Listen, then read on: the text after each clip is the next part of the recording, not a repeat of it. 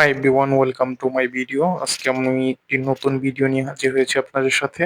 এটা হচ্ছে to me and for me কোথায় বসবে সেটার ইউজ নিয়ে একটু আলোচনা করব। সেটা হচ্ছে টু মি বসে যখন হচ্ছে কোথাও কোনো অপিনিয়ন বোঝানো হয়, অ্যান্ড ফর মি বসে যখন সেখানে কোনো বেনিফিট এর কথা উল্লেখ থাকে সেখানে। যেমন it seems important to me, এখানে হচ্ছে একটি অপিনিয়ন দেওয়া হয়েছে।